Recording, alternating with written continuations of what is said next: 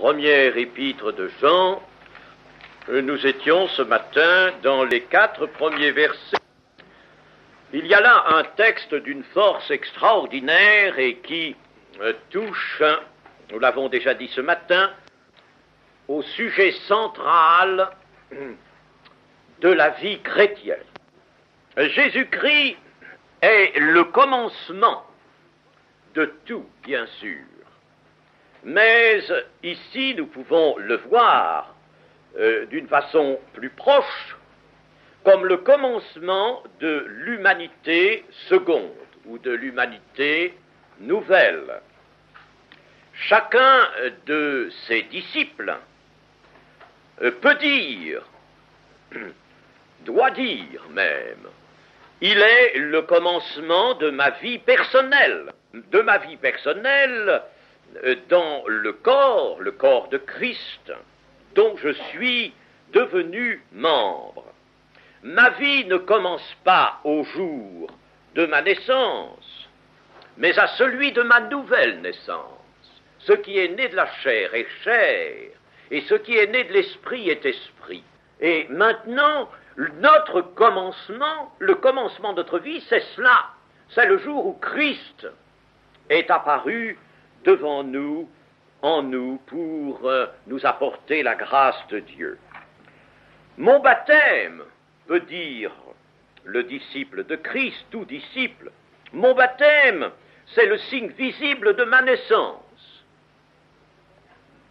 À ce moment-là, d'une manière visible et selon une réalité intérieure et mystérieuse, j'ai été englobé dans la vie et uni à Jésus-Christ, qui est lui-même source de vie. J'ai été intégré au corps de Christ, j'ai franchi un niveau, j'ai quitté la région des ténèbres et de la mort, et maintenant je sais pourquoi je vis pour Dieu, je vais à Dieu, et je connais le pourquoi de l'homme. Voilà ce que tout disciple de Christ doit pouvoir se dire. Christ Jésus-Christ est le commencement. Et si Jean, qui avait déjà dit que Christ était au commencement dans son évangile, s'il dit ici ce qui était au commencement, ce que nous avons entendu, c'est bien que de son temps, il fallait rappeler cela. Jésus-Christ est le commencement et il est impossible d'en trouver un autre. Cela, c'est absolu. La force, on peut dire toute la force de la parole de Dieu est en cela. On ne peut pas trouver un autre commencement.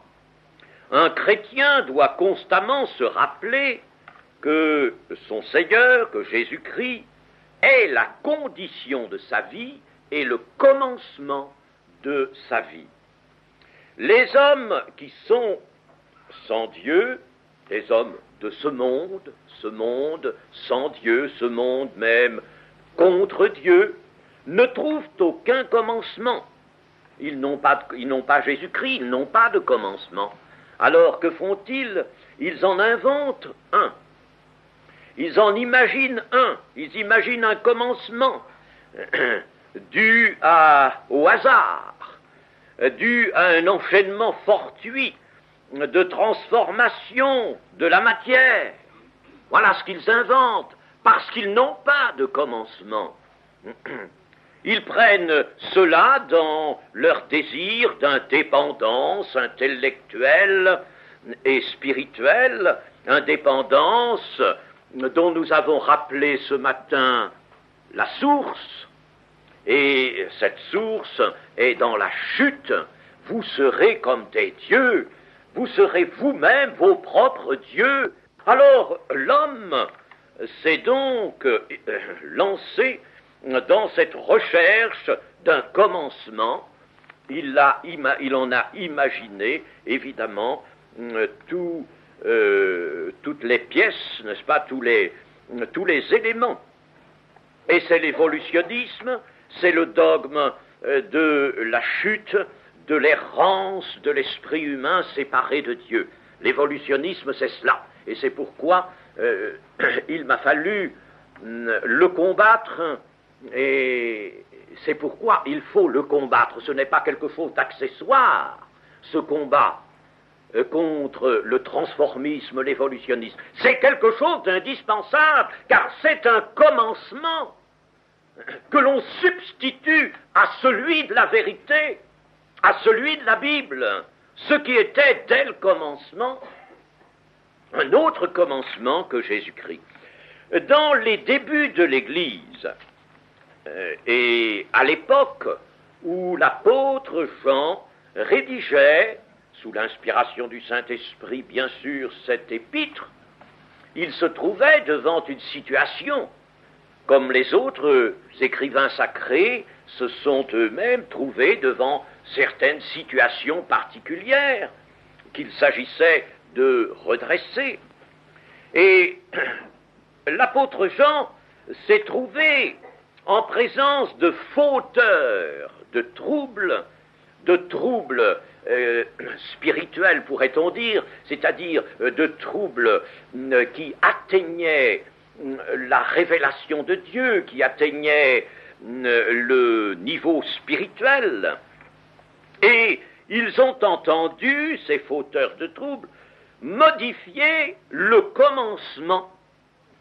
Ils entendaient modifier le commencement en donnant à la vie chrétienne, au christianisme, un autre commencement que Jésus-Christ, c'est-à-dire que la parole de Dieu venue en chair, crucifiée et ressuscitée. Le commencement de la vie nouvelle, c'est cela, Jésus-Christ, qui est la parole de Dieu venue en chair, qui a été crucifié et ressuscité. Paul, pour sa part, de dire, je ne veux connaître autre chose que Jésus-Christ crucifié et ressuscité.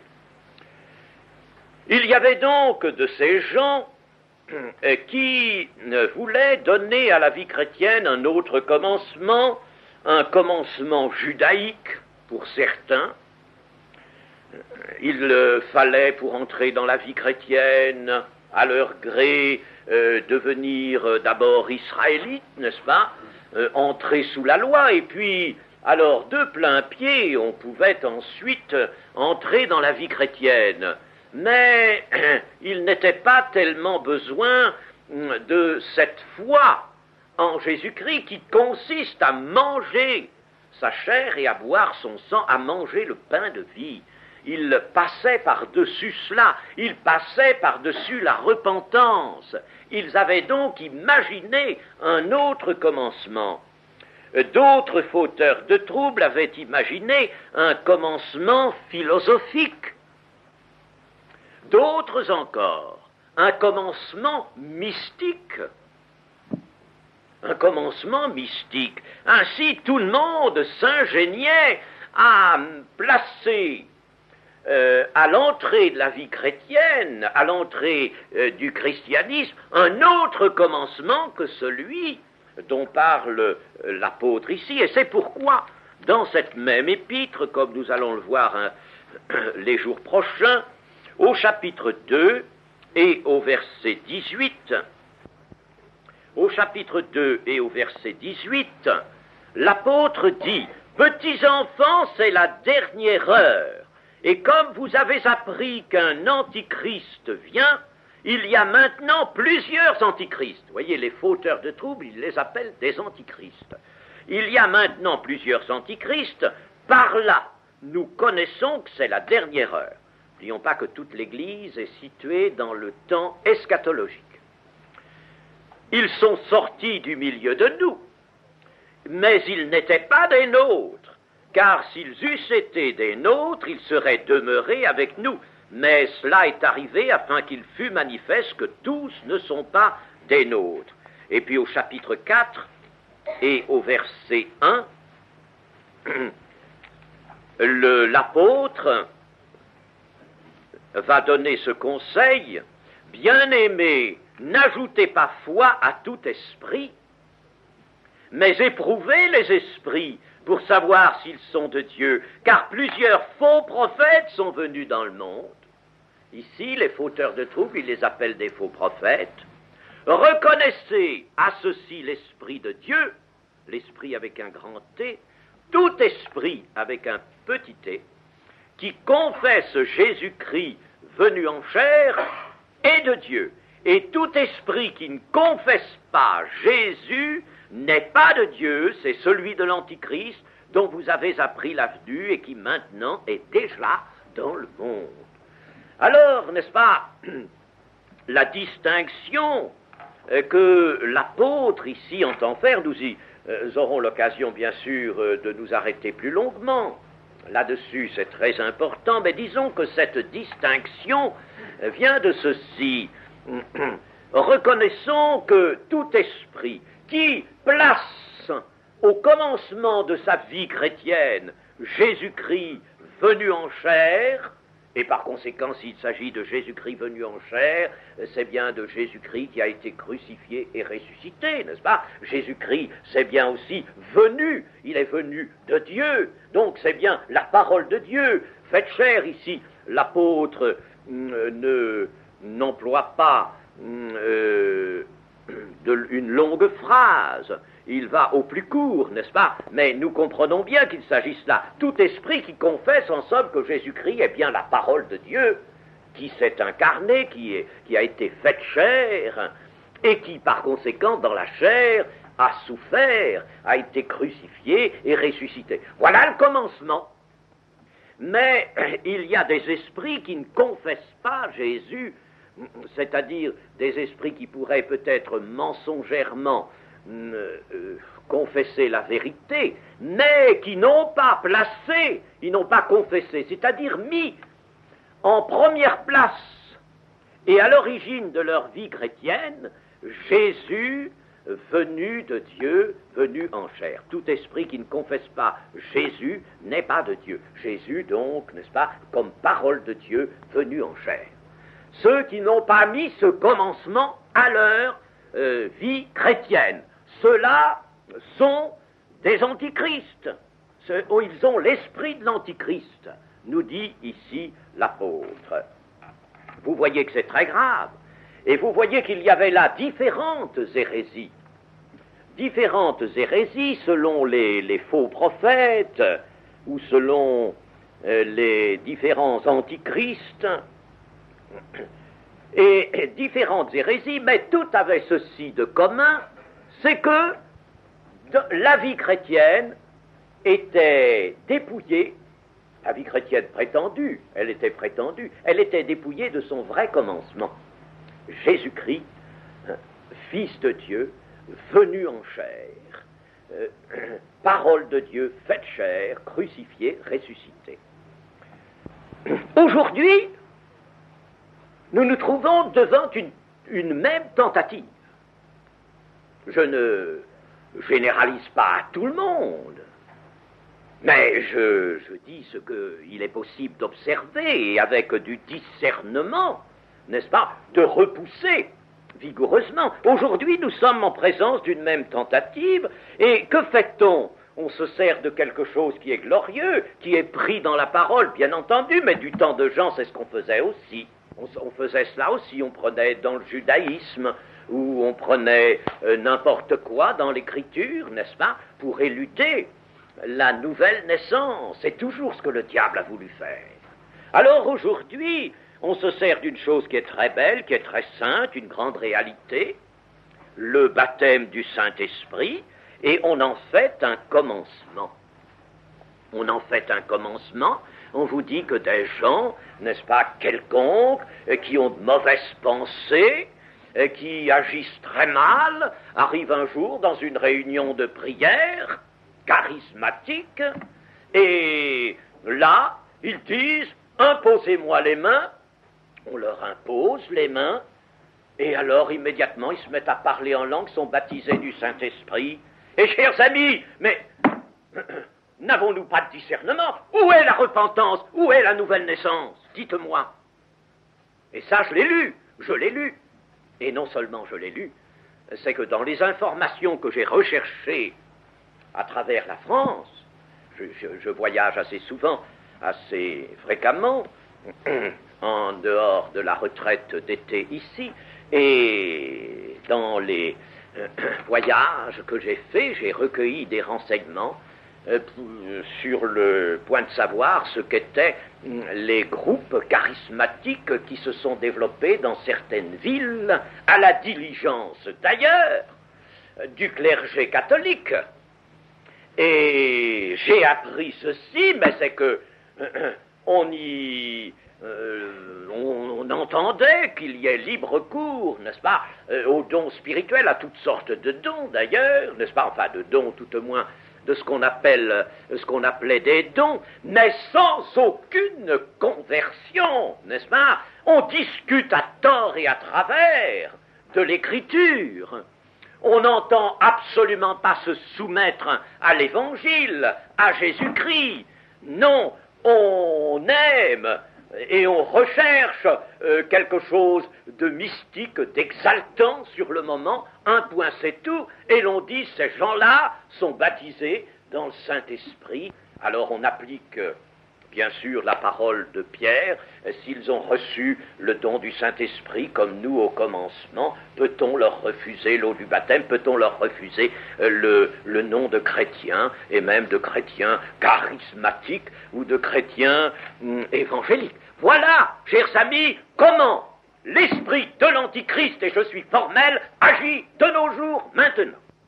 Résultat, maintenant on en est déjà à ceci, c'est que des évangéliques, réunis pour un culte évangélique, faisant la Sainte Seine,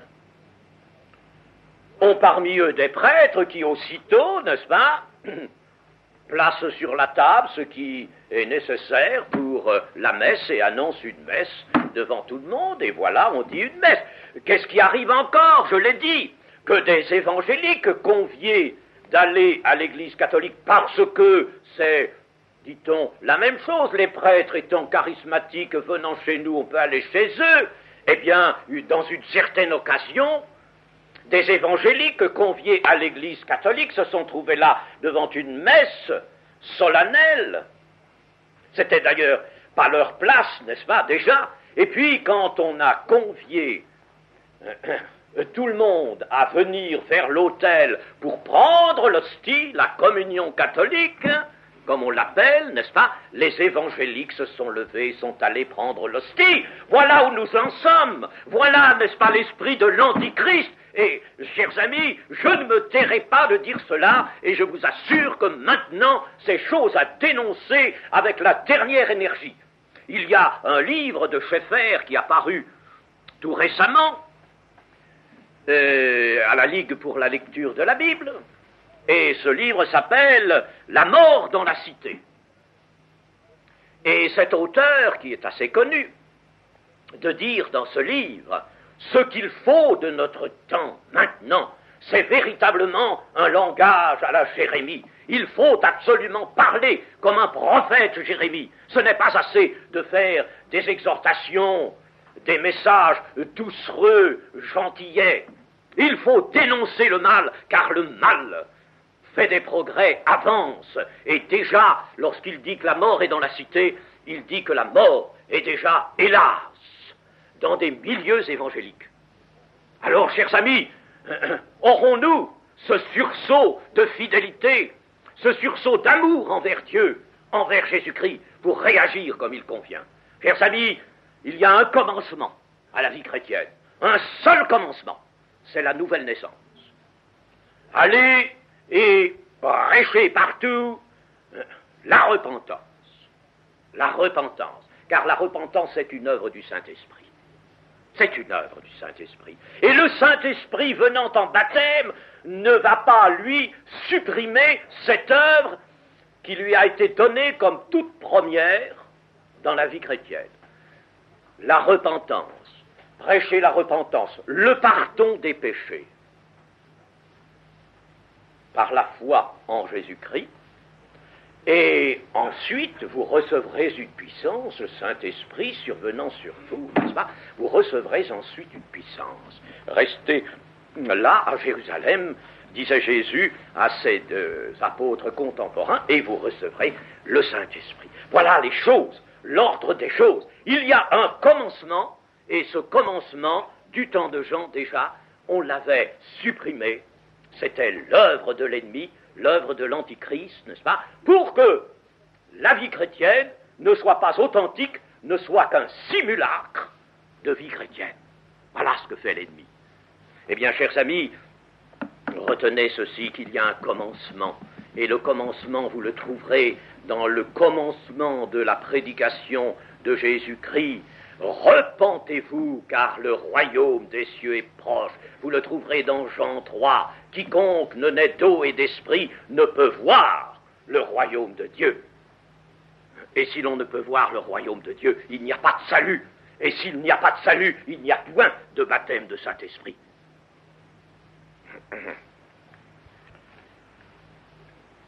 Ainsi, le commencement. Commencer, c'est entrer par la porte étroite, par le chemin resserré. Le Seigneur ne nous l'a pas caché.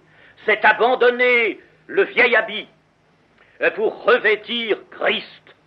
Et Christ ne veut pas que l'on prenne dans l'habit neuf. L'habit neuf, c'est l'Évangile. Alors il ne veut pas que l'on découpe une pièce dans l'habit neuf pour raccommoder son vieil habit auquel on tient et qu'on veut garder sur le dos. Raccommoder son vieux christianisme, son christianisme traditionnel, en mettant un petit peu d'évangile, un petit peu une pièce charismatique ici, n'est-ce pas, pour donner un peu de nouveau, de mouvement. Voilà ce que veut faire le système catholique romain. Mais tout de même, avons-nous la parole de Dieu pour nous éclairer? Avons-nous l'Esprit du Seigneur nous-mêmes qui nous éclaire? Ainsi, donc, le vieil habit doit être enlevé entièrement. Dépouillons-nous du vieil habit, se dépouiller pour revêtir Christ. Voilà l'expérience de la vie chrétienne. Il n'y a pas d'autre commencement que Jésus-Christ, la parole de Dieu venue en chair, qui manifeste la vie. Le chrétien sera alors, s'il a placé ce commencement dans sa vie, il sera un esclave de Christ. Il sera lié à la personne de Christ et à l'œuvre de Christ. Il aura en lui les seules directions de la victoire contre le monde. J'ai vaincu le monde, prenez courage, j'ai vaincu le monde. Et la foi en Jésus-Christ, c'est elle qui est la victoire sur le monde. Alors, si je reste dans le système romain, est-ce que j'ai vaincu le monde?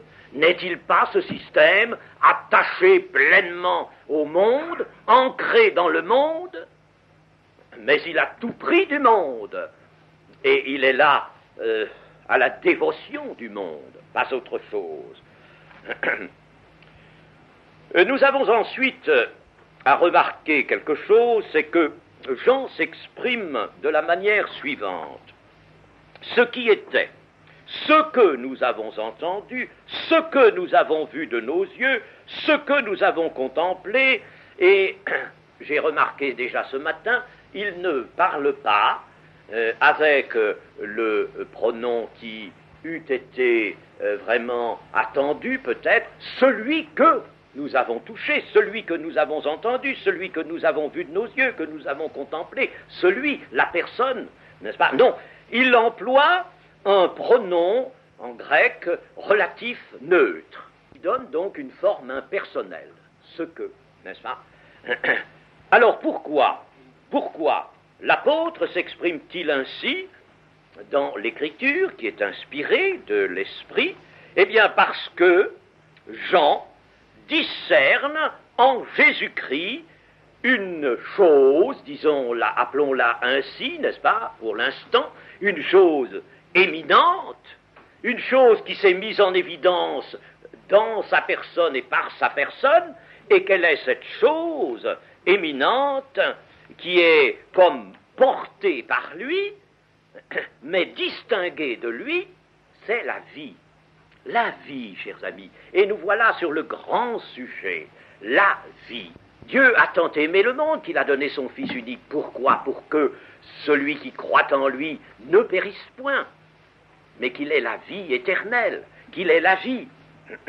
La vie, c'est donc ce que Dieu veut donner en donnant Jésus-Christ, son Fils. Alors, comment peut-on corroborer cette distinction que fait Jean entre quelque chose qu'il a vu dans la personne de Jésus, mais qu'il distingue tout de même un peu de la personne de Jésus? Eh bien, c'est la vie, avons-nous dit, et cette distinction est en effet, se retrouve dans l'Évangile. Regardez le début de l'Évangile, Évangile de Jean, chapitre 1, verset 1. Au commencement était la parole, et la parole était avec Dieu, et la parole était Dieu. Elle était au commencement avec Dieu. Toutes choses ont été faites par elle, et rien de ce qui a été fait n'a été fait sans elle. En elle était la vie, et la vie était la lumière des hommes. En elle, n'est-ce pas? C'est-à-dire, dans la parole de Dieu, était la vie. En elle. Vous voyez, n'est-ce pas, qu'ici, il y a en effet une distinction entre la parole, n'est-ce pas, et la vie. Et puis, lisons, la parole était Dieu, mais en elle était la vie. Lisons aussi Jean 5, 26. Car, comme le Père a la vie en lui-même, ainsi il a donné au Fils d'avoir la vie en lui-même. Vous voyez donc que là, Jean nous dit que Dieu, le Père, a la vie en lui-même, dans sa personne. Il ne dit pas Dieu, n'est-ce pas, est la vie, Dieu est la vie, c'est la même chose, n'est-ce pas? Il dit en Dieu, il y a la vie, et de même, n'est-ce pas, il a donné au Fils d'avoir, de posséder la vie en lui-même. Ainsi, ne faisons pas évidemment de philosophie, mais disons ceci, c'est que pour les besoins de notre enseignement, c'est pas la peine de philosopher, je dis ça ne sert à rien et c'est même mauvais, pour les besoins de notre enseignement, l'Écriture nous montre donc que la vie est une chose, nous allons essayer de la définir mieux que ça, une chose qui tout de même se trouve distinguée de la personne de Dieu ou de la personne de Christ. Eh bien, en effet, si nous parcourons toute la Bible, nous voyons que la vie est un souffle de Dieu, un souffle divin, un souffle. Et ce souffle est puissant. Ce souffle est une puissance qui est maintenue à pied d'œuvre, c'est-à-dire dans les organismes vivants. Un souffle de Dieu, c'est-à-dire un principe puissant venant de Dieu. Et s'agissant de la vie véritable, n'est-ce pas, que les pécheurs repentis obtiennent, c'est un principe puissant venant de Dieu par Jésus-Christ. La Bible nous montre que l'Éternel est source de vie. Il est source de vie, et c'est en ce sens, essentiellement, qu'il est appelé le vivant. Dieu est vivant. Il est source de vie. Et l'on ne peut qu'hériter la vie éternelle, on ne peut que la recevoir comme un don en mangeant le pain de vie, par la foi qui va, n'est-ce pas, jusqu'à manger le pain de vie, et c'est Jésus qui est le pain de vie, et en conservant le pain de vie en soi. Nous pouvons dire que cette vie apportée par Jésus-Christ à ses rachetés est un partage de la vie glorieuse de Dieu. Vous êtes rendus participants de la vie de Dieu, ce qui textuellement est mieux que cela, vous participez de la vie divine. Vous participez d'eux, n'est-ce pas? Vous êtes dans le partage de cette vie divine. Dans le grec, il y a 3 termes qui peuvent se traduire par vie. Le premier, c'est Zoé, qui désigne la vie dans l'homme est la vie active, la vie consciente et spirituelle par nature, c'est la vie éternelle, Zoé. Et puis il y a psyché, psyché qui a un double sens de vie et d'âme.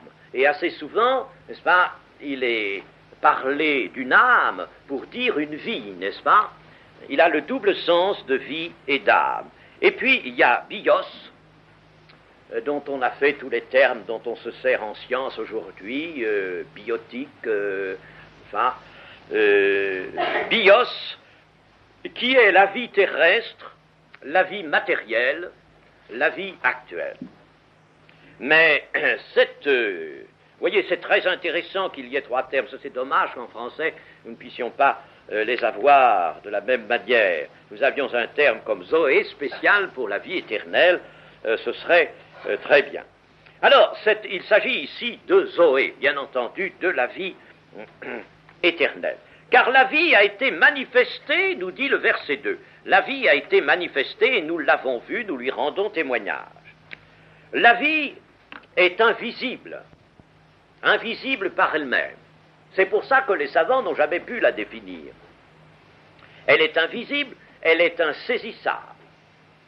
On ne peut pas la palper, on ne peut pas la saisir, et même, n'est-ce pas, dans toute expérimentation scientifique, si poussée soit-elle, on ne peut pas, sur les organismes vivants ou sur les cellules vivantes, saisir la vie. Il faut avoir déjà une pensée vraiment nourrie de la révélation de Dieu pour pouvoir y parvenir, mais disons que l'expérimentateur lui-même, n'est-ce pas, ne va pas trouver dans le cours de ses expériences une manifestation isolée de ce principe de la vie, si bien que le principe de la vie a souvent été nié, et est nié, n'est-ce pas, par les matérialistes. Et la vie est invisible comme l'esprit est invisible, comme l'amour est invisible, comme la lumière est invisible. Ça vous étonne, ça, peut-être, que la lumière soit invisible. Bien pourtant, c'est vrai. C'est vrai que la lumière est invisible, n'est-ce pas? Si vous avez dans une chambre noire un rayon, une chambre dont l'air a été filtré, ces chambres dont on se sert pour faire des expériences de physique, alors c'est un air filtré, n'est-ce pas, qui n'a pas de poussière en suspension. Vous introduisez un rayon lumineux, bien, vous ne le voyez pas. Il n'y a que si, n'est-ce pas, vous mettez mettons que ce rayon lumineux, je ne sache pas où il se trouve, n'est-ce pas, dans une chambre noire, alors je vais chercher avec un écran comme ça, puis alors tout à coup je vais voir un rond lumineux. Ah, voilà, n'est-ce pas, là je vois qu'il y a une lumière qui est en marche, n'est-ce pas? Mais la lumière elle-même est invisible. Les ondes électromagnétiques sont invisibles, n'est-ce pas? Et comment peut-on les déceler? Il y en a ici dans l'air, il y a même tout un rayonnement dans l'air. Comment peut-on le déceler? Par des appareils appropriés. Eh bien, ainsi est la vie. Mais la vie bénéficie dans l'écriture d'un qualificatif, dynamis, qui veut dire énergie, puissance. Par exemple, lorsque Marie, la mère de Jésus-Christ, fut visitée par l'ange qui lui annonça la naissance d'un enfant, d'un fils, dont le nom serait Jésus, eh bien, il lui dit, à sa réflexion, mais comment cela se fera-t-il puisque je ne suis pas marié? Eh bien, l'ange lui dit, le Saint-Esprit surviendra sur toi et te couvrira de son ombre, de sa puissance, et alors un enfant naîtra dans ton sein, te couvrira de sa puissance. Eh bien, cette même dynamisme, cette même puissance qui a fait naître Jésus dans le sein d'une vierge, n'est-ce pas? Cette même puissance, nous la retrouvons partout, n'est-ce pas? Là où la vie apparaît et se manifeste. Donc la vie est une puissance, comme l'amour. La personne de Jésus-Christ a été le siège de la vie divine manifestée, non seulement par l'incarnation. L'incarnation, c'était bien la manifestation de la vie divine. C'est vrai. L'incarnation, c'était cela. C'était la vie, la lumière des hommes qui venait dans le monde. Elle venait dans le monde qui l'avait méconnue. Mais cette manifestation est non seulement l'incarnation, mais les œuvres. Attention, si Jésus-Christ, tout en étant la parole de Dieu incarnée, faite chair, s'il était resté tranquille, sans bouger, sans parler, ou s'il était resté, mettons, le charpentier de Nazareth, n'est-ce pas, se glissant dans l'humble société de cette petite ville, n'est-ce pas, eh bien, on n'aurait pas pu écrire ce que Jean écrit, que la vie a été manifestée, que nous l'avons vue, que nous l'avons entendue, que nous l'avons touchée, mais il y avait les œuvres au cours du ministère de Jésus qui ont été la manifestation de la vie divine. Nous pouvons voir, n'est-ce pas, que ces œuvres ont été en effet la manifestation de la vie divine dans le chapitre 5 de Jean. Le chapitre 5 de Jean et au verset 19. Vous voyez que la vie, n'est-ce pas, ici, la vie qui se donne, la vie qui est là dans le Fils, nous avons vu tout à l'heure que le Père a la vie en lui-même et il a donné au Fils d'avoir la vie en lui-même, eh bien, cette vie, elle se donne, elle se manifeste par des œuvres. C'est en parlant, en accomplissant les œuvres que précisément le Père lui montre, que Jésus manifeste la vie. Il a manifesté la vie. Ainsi, c'est ce que veut dire Jean. Il dit, ce que nous avons vu quelque chose. Nous n'avons pas vu que la personne de Jésus, mais nous avons vu la personne de Jésus accomplissant des œuvres. Nous avons entendu la personne de Jésus parlant les paroles de la vie éternelle. Alors la vie a été manifestée. Ainsi, par tout cela, n'est-ce pas? Les œuvres ont été cela. Alors, chers amis, il y a la possibilité de glisser un mot d'exhortation à votre adresse, à vous, qui êtes disciples de Christ. Si Christ a manifesté la vie nouvelle par les œuvres du Père, les œuvres de son Père, alors vous allez manifester la vie nouvelle qui est en vous par les œuvres de Christ, pas par d'autres, pas par des œuvres de conception humaine, par des œuvres, les œuvres même de Christ, les œuvres que vous allez prendre de Christ. Vous allez être ceux qui allaient imiter Jésus-Christ, qui allaient marcher comme il a marché lui-même, n'est-ce pas? Voilà comment vous allez manifester la vie véritable, la vie éternelle, car elle est en vous. Si elle n'est pas en vous, vous ne seriez pas chrétien. Elle n'était pas en vous, mais elle doit être en vous. La vie est visible en Jésus, donc, par les œuvres, et c'est-à-dire, n'est-ce pas, les œuvres qui manifestent la justice de Dieu, les œuvres qui manifestent la miséricorde de Dieu, les œuvres qui manifestent la sainteté de Dieu, et le corps de Jésus, qu'est-il? Il sert d'occasion à la vie, il sert de moyen de manifestation à la vie qui elle-même est invisible, n'est-ce pas? Il sert de moyen à des actes justes, il va servir de moyen à la rédemption. N'est-ce pas? L'Esprit va se saisir de la vie. Il est bien dit dans l'Épître aux Hébreux que Jésus a fait l'offrande de son corps, mais ce n'est pas un corps comme cela, n'est-ce pas, que l'on offre d'une manière quelconque, n'importe quand, n'importe comment. Il s'agit du corps de Jésus, il s'agit de ce corps que Dieu a fait naître par la puissance de son esprit, dans lequel est venue habiter la parole de Dieu, n'est-ce pas, l'être divin qui se nomme parole de Dieu, et alors, n'est-ce pas, ce corps a servi de moyen. Et Jésus va dire, la chair ne sert de rien, c'est l'esprit qui est vie, n'est-ce pas? La chair ne sert de rien.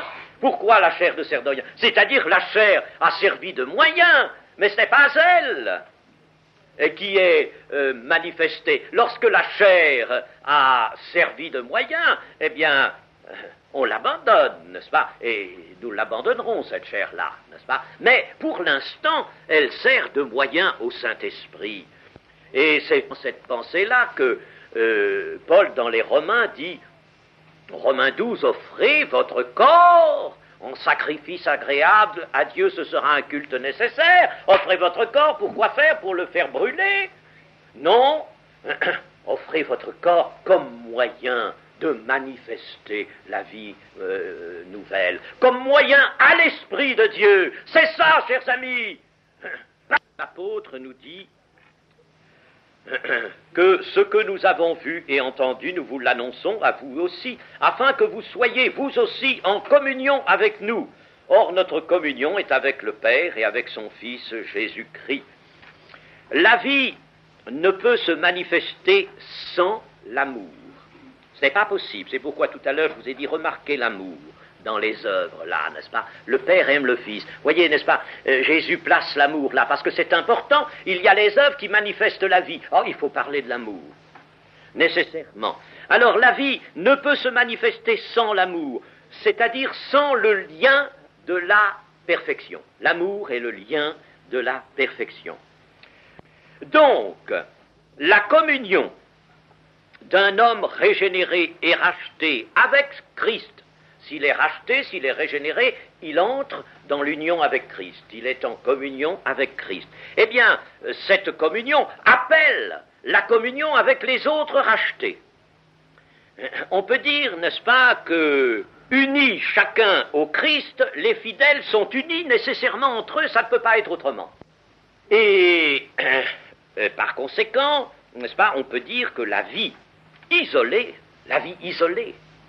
si on pouvait la concevoir ainsi, la vie véritable isolée, ça n'existe pas.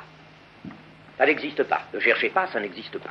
Si quelqu'un est dans la communion à Christ, il sera dans le corps, il sera dans la communion. Dès que Christ, n'est-ce pas, quelque part, rachète l'un, rachète l'autre, je suppose un pays où il n'y a aucun chrétien, bon, l'esprit agit, alors l'un est converti, l'autre un troisième, nécessairement, tous les trois, localement, ils vont former une communion, n'est-ce pas? Nécessairement, ils vont entrer en communion, il ne peut pas en être autrement. Et alors, l'apôtre de nous dire, et nous écrivons ces choses afin que votre joie soit parfaite. La joie est une nécessité de la vie et un test. On peut dire qu'elle est un attribut de la vie véritable avec la paix. La joie et la paix sont... Mais ça se tient, la joie et la paix. On ne peut pas avoir de joie s'il n'y a pas de paix, n'est-ce pas? Pas possible. Alors, ça se tient et c'est un attribut de la vie véritable.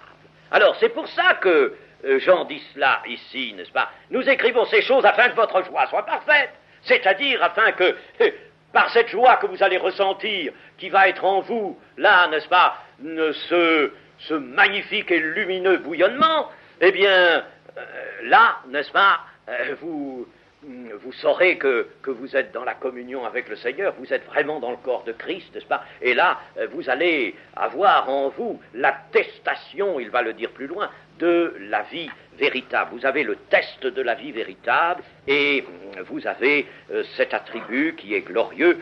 Il y a bien des textes qui nous parlent de la joie dans le Nouveau Testament. Je les avais notés, mais je n'ai pas le temps d'y venir.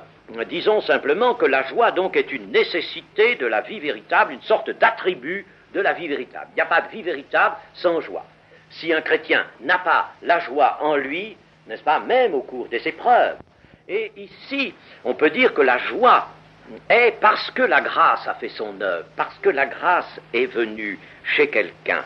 Et l'apôtre, je terminerai par là, dit « afin que votre joie soit parfaite ». Voilà ce que le Seigneur veut nous donner par Jésus-Christ, la vie afin que notre joie atteigne le summum, la plénitude. Amen.